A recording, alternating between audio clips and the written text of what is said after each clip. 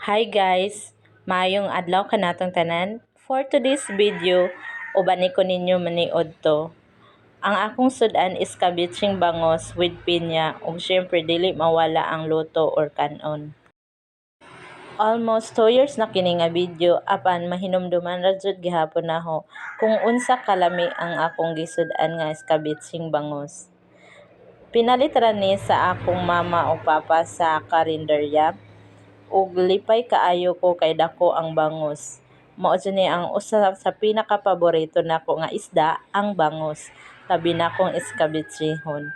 Mahinumduman nako nga lamian kaayo ang timpla sa mao nga sudan.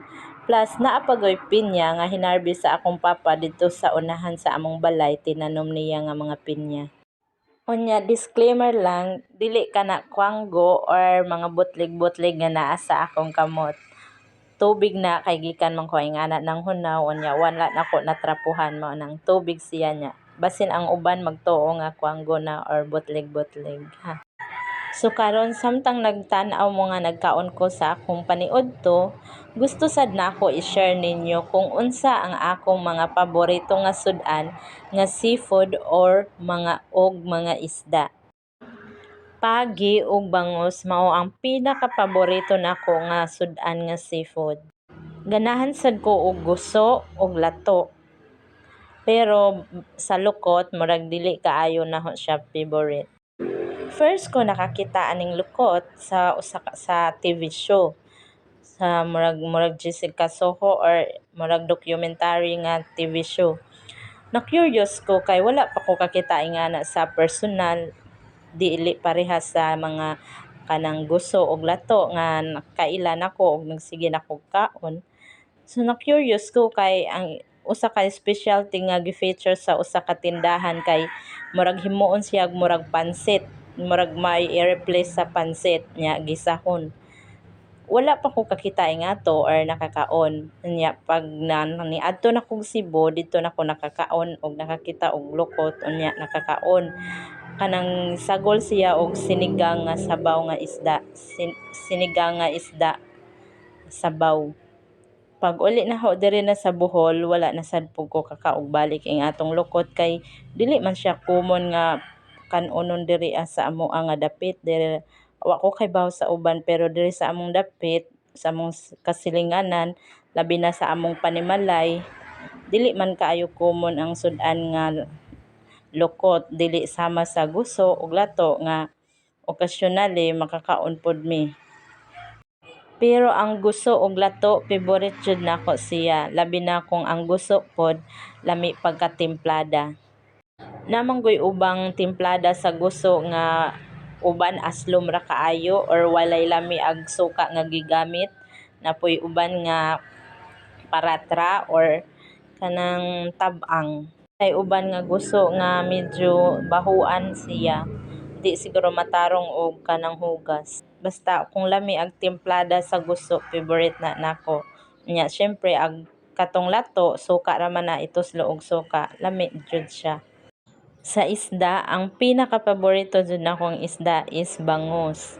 Labi na kong isugba nya butang ang daghang panakot sa tiyan kanang lami pagkasugba nya kanang dako nga bangus og kanang mariniton og kanang pritohon og iskabitsihon. Labi na kung dagko nga bangus sa iskabitsi, lami gyud kaayo. Basta mao to ang akong pinaka-favorite nga menu sa bangus is kanang isugba og iskabitsi og marinate. Unya next nga pinaka-paborito nakong seafood is pagi. Lami jud kaayo labi nagnilara nga kanang medyo mantika-mantika nya brown ang sabaw. Lami pagkatimpla dyan ay kamunggay ay sus perti na nakong ganahan nga sudan. Pero og kanang kuan kanang inununan or ubang menu murag dili kayo ko ganahan. Kanang tuno murag di pud kaadso na ganahan pero kung lami pagkatimpla okay kayo fights. Sa bangus pod murag dili kaayo naho kanang favorite ng kuan. Dili kayo ko ganahag bangus nga inununan. Kuan ra kanang sinugba og kanang iskabitsi og marinate nga pritohon. Ganahan pug ko og alimango, pasayan, nukos, kanang mga shellfish. Sa alimango ug pasayan mas paborito naho ang pasayan kunsan sa alimango kay usahay medyo kuti kanon ag alimango, di ba? Ang akong paborito nga part sa alimango kanang sa iyang kamot nga kanang dako nga kamot sa alimango. Pasayan mas ganahan ko sa pasayan kontra sa alimango kay basta lamian pud siya. Pero kung i-compare ang pasayan og ang mga kinhason or mga shellfish, mas favorite nako ang mga shellfish para anang mga bugtae, mga kanang tudlo dato, mga wasay-wasay, mga talaba, mga pamilya sa aninikad, kanang pamilya sa bujong. Munay akong paborito kanang mga kinhason. Kaso maglikay kog kaon ana kay tungod kay dili lig-on akong ngipon na daghan mang daot akong ngipon dili lig-on man ang dili na ako kaya sa ngipon kanang mga shellfish, pero mao jud unta nay akong pinaka-paborito, mas kauban na sa bangus og kanang sa bangus ug sa pagi ug kanang mga kinhason. Basta favorite unta nako ng mga kinhason, kaso magngoy-ngoy ko ikahuman kay magsakit daghang manuksok sa ngipon kay dali kasuksukan hangipon di kadot hangipon kay dili lig-on hangipon anang mga kinhason, pero paborito unta nako na siya nga seafood. Unya ari na sad ta maghisgot bahin sa pagi. Ang pagi dyan may top number 1 nga pinaka-favorite nahong seafood, labi na kung larangon or ana. Kanang kaso lang ang pagi dili siya available kaayo kanunay kay na may ubang mga lugar nga restricted ang pagi ba kay giproteksyonan man na siya sa balaod, kay sa ubang mga lugar sa Pilipinas dili man tanan pero daghang mga lugar nga gibawal ang pagbaligya sa mga pagi kay endangered species naman gud sila. So gisearch naho ang kanidang pagi nabilong din ni siya sa pamilya sa mga iho. Unsa nakoy gi-search murag kaning pagi duha ni ka klase na pud ni murag silingan niyag parehag dagway. Kalimot kog asay pagi ana kana bang manta or stingray ngana. Duha ni sila ka murag pare-parehog dagway. Agatong usa dili kaayo common kanon. Ang usa common kanon mao ning pagi. Agatong usa nga dili kaayo common kanon mautoy pwede ra ibaligya ana okay ra kanang okay ra manakop, pero kaning pagi nga mao'y common kanon gibawal ni sa ubang mga lugar kay naaman jud na sa balaod ay jud nga giprotect siya, protect kanang dili siya kanang basta-basta nga dakpon og baligya maning nay ubang mga lugar nga magtago-tago og baligya na ubang lugar nga bawal jud ibaligya, pero napoy ubang mga lugar nga makabaligya ra sila.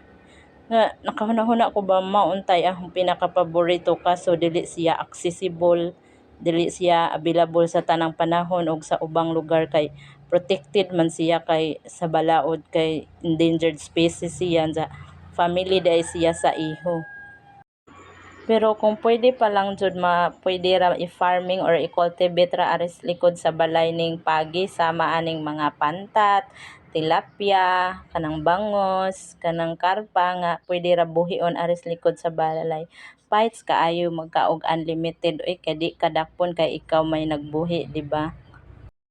Unya nag-search ko sa ChatGPT ba na siya ko kay parehas aning karpa, tilapia, mga bangos, pantat nga pwede ra mabuhi aris likod sa balay nga layo sa dagat or sa suba. Na siya ko nga pwede ra dai pod mag-farming og alimango ug pasayan nga anha dinhi as likod sa bahay sama anang mga pantat. Pero need og dako kayong resourceful og kuan kanang pag-atiman og kanang mga equipment og pag-process niya kuti kaayo. Pero na siya ko kay abi ko ang pasayan og alimango anha ra jud sa suba or dagat mabuhi. Pwede man dai sa i-cultivate pero murag dili siguro siya common, ambot lang. Ug mao na to guys, daghang salamat.